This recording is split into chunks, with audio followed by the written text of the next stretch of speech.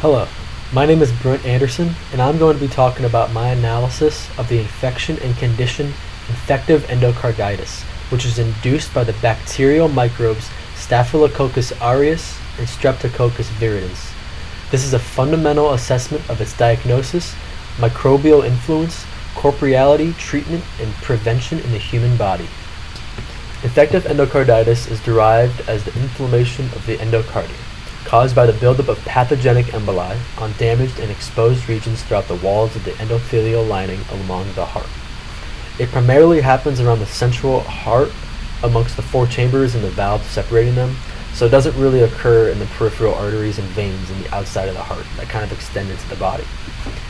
So to break this down, the endocardium is made up of two distinct layers, the endothelium and the subendothelium. The endothelial layer is what is directly contacted with the blood inside of the heart that flows in and out of the chambers and through the valves. It contains proteins that create a smooth coating on its surface that prevent adhesion to fibrins and platelets and anything that kind of sticks on it.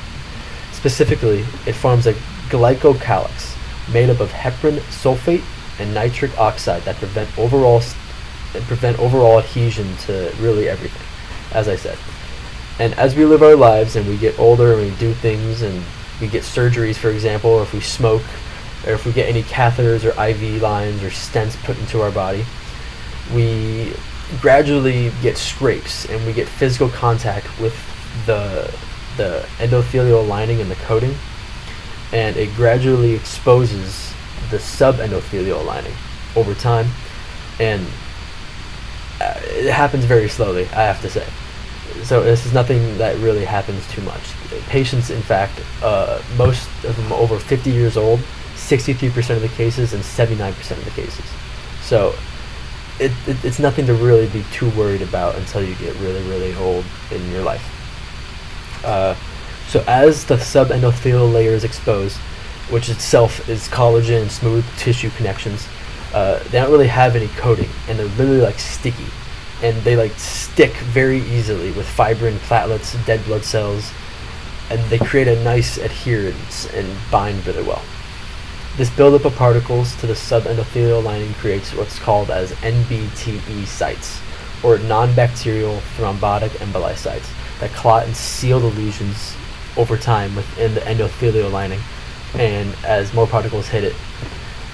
With this, the bacteria, as it's flowed into our bloodstream and we're exposed to it, it hits physically contacts with the thrombus, and over time will turn to a vegetative biofilm, which becomes more and more resistant to immune response because it can't really go away. It's stuck right there. It's hard for immune cells to get to it. It becomes more resistant, and it can release toxic molecules depending on the variant, and induce symptoms that we observe, really. In the worst case scenario, too, emboli can break off of the thrombus and cause infarctions, blocking the passageway of an artery and literally causing embolism. Infective endocarditis is a bacterial infection caused by a wide spectrum of microbes, but it's honestly only necessary to just explain the two primary ones, as they make up 60 to 70% of the overall cases and are just honestly the most dangerous. So those two are Streptococcus viridans and Staphylococcus aureus. They are both gram-positive cocci with thick peptidoglycan walls. I found it interesting that Staphylococcus aureus is pretty resistant to penicillin, while the viridian strain is a lot more susceptible to it. I think it gives a little insight to their strengths in comparison to one another. And the viridians arranges its cells into chains and pairs, as seen in the image, and while the aureus arranges its cells in clusters and groups. Aureus is generally more common, found in places like our nasal cavity, skin, and GI tract. And the viridians is not as common, not nearly actually, and is primarily found in the mouth flora and the upper respiratory tract, rarely. Before getting too into their specific binding mechanisms, I want to clarify that Staphylococcus aureus is generally more virulent, not only to it being more common, but it also has a stronger binding ability and can bind to undamaged endothelial lining, while the viridian strain is not able to do so and not able to bind undamaged walls. So with that being said, we can now get into how Staphylococcus aureus induces infective endocarditis and actually causes degenerative cardiac tissue damage. For practicality reasons as well, I'm going to call Staphylococcus aureus S. aureus. It just makes it sound faster. So, okay. We talked about NBTE sites, non-bacterial thrombotic emboli sites. Those are made of platelets, fibrin, fibronectin, inflammatory cells. Those all form thrombuses within the lesions within the endothelial lining. Remember we talked about that?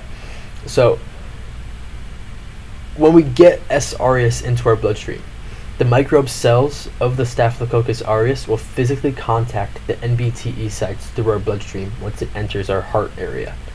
And then when it does so, it'll release a series of MSCRAM molecules, translated to microbial surface component recognizing adhesive matrix molecules. A mouthful. But these are proteins that collectively anchor S. aureus to the cardiac tissue and actually start to facilitate the environment where bacteria can multiply and eventually form a biofilm. So getting into the proteins, CLFA, CLFB, FNBPA, and FNBPB receptors all bind fibrinogen to the microbe cell. Next, the CNA protein helps adhere the bacterial aureus cell to the collagen surface within the lesions and stuff. And finally, the VWBP, or the von Willebrand factor binding protein, helps promote host clotting and burrowing in the cell lesions. So these proteins will eventually induce fermentation and the release of toxins once they anchor. And then when they anchor, the S. aureus gets anchored into the NBTE sites, and then after these three proteins, or these series of MSCRAM molecules are released, the S. aureus forms its own immune defense and starts to release toxins that start to actually degenerate the cardiac tissue, and specifically these toxins are exotoxins and super antigens. So most important toxic molecules here are protein A, which when it is released, it binds to antibodies and inhibits opsonization, which is basically forming the coating around the protein itself.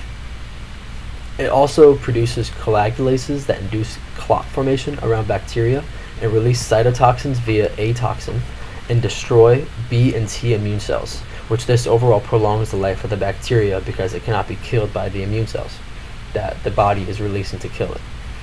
It also produces proteases and alpha and beta hemolysin, which lyse red and white blood cells.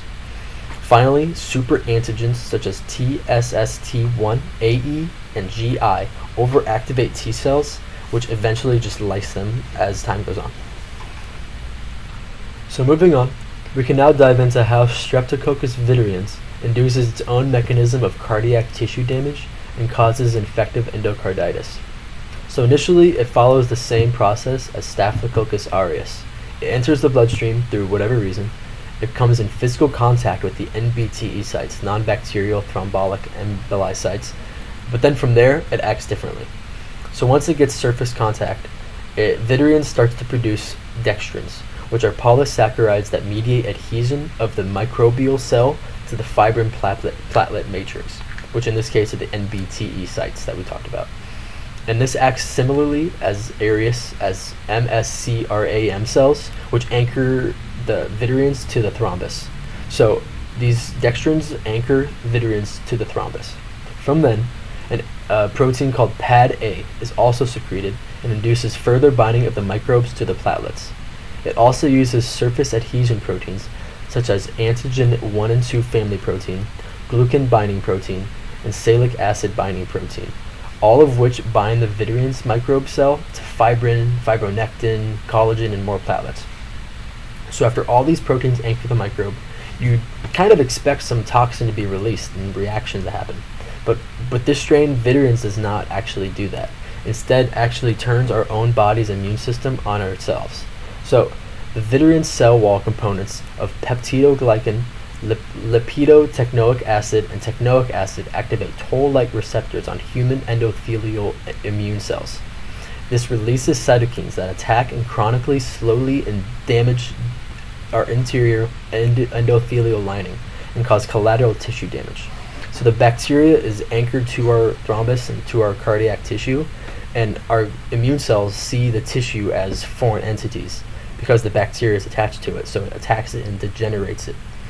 So it diverts the S. vitriens. Once it attaches to our cells, it diverts immune cells away from it with high resistance.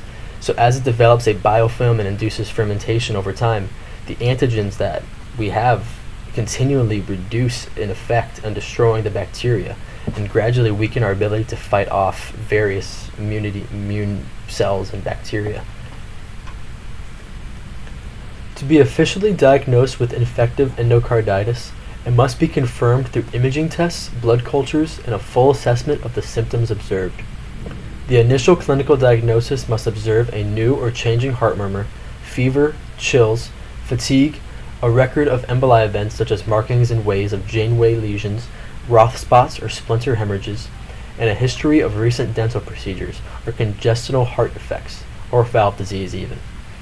Afterward, it must follow the Duke criteria, which is a credible and recognized series of criteria that literally classify infective endocarditis. They're split into two criteria, major and minor.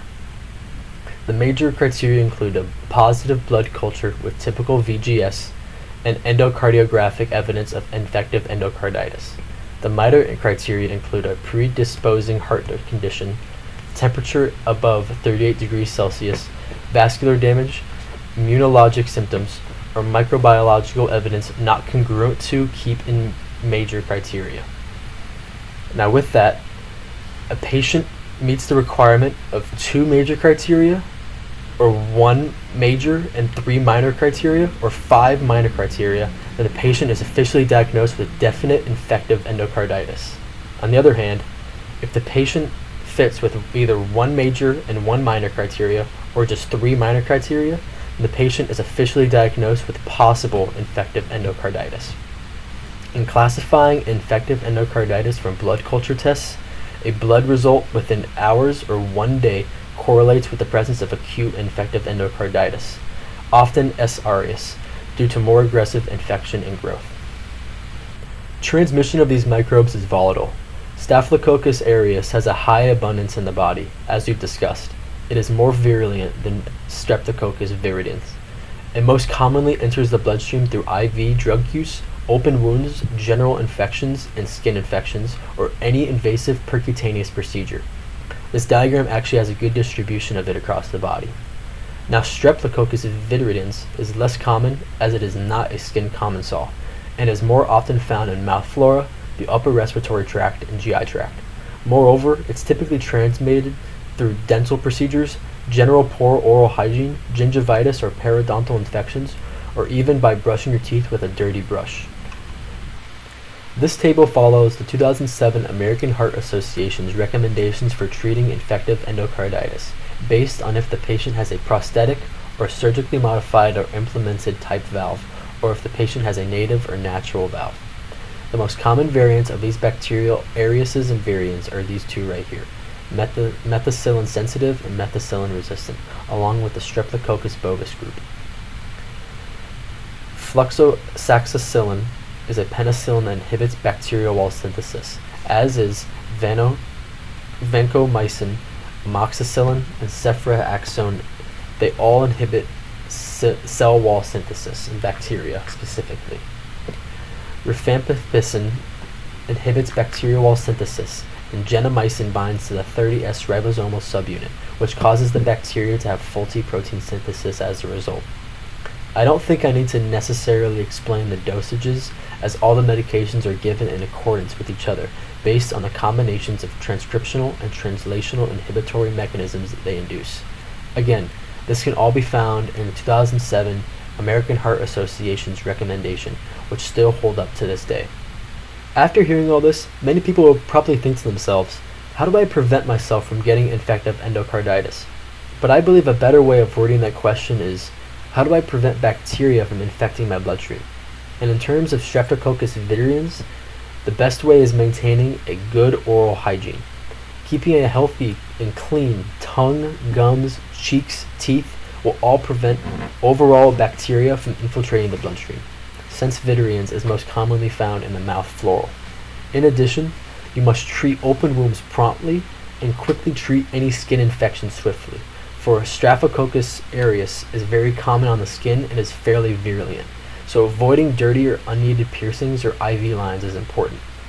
Any direct physical contact of an aseptic instrument with the bloodstream will induce a much higher probability of getting an infection or bacteremia. In high-risk individuals, such as people with immunodeficiencies or previous heart defects, it is necessary for them to stay in good health and to stay fit. But if truly needed or wanted, antibiotic prophylaxis with 2 grams amoxicillin one time orally 30 minutes before the procedure is deemed fine, along with the other alternatives given that there's an allergy to amoxicillin. The other alternatives being 600 milligrams one time of clindamycin, 500 milligrams one time of azithromycin, or 500 milligrams one time of clarithromycin. However, most data demonstrated that these types of prophylaxes induce very minimal overall resistance to bacteria, and is actually generally discouraged because the individual can develop unnecessary antibiotic resistance while benefiting at most only a little. In conclusion, infective endocarditis is not something you should be afraid of or have any anxiety about, for the microbes Staphylococcus aureus and Streptococcus viridans are common and helpful bacteria in our lives. There's not much to worry about it actually causing any harm or trying to prevent its role in your body. As long as you live an active life, stay mindful of what you eat, maintain good hygiene, and tend to wounds quickly, you truly have nothing to worry about. To prove onto this, a major study between 1990 and 2019 concluded that age-standardized incidence was 13.8 per 100,000 individuals, and that age-standardized mortality was 0.87 per 100,000 individuals as well, concluding that infective endocarditis is truly a small number of cases compared to the entirety of heart conditions possible. The chances of developing this disease without having previous heart defects, a weakened cardiovascular system, or weakened immunity to Staphylococcus aureus or Streptococcus viridans are low. Thank you for listening to the entirety of my assessment on infective endocarditis. I hope you learned something. I truly did, and I enjoyed researching it actually. So thank you again for listening to this whole thing, and cool class.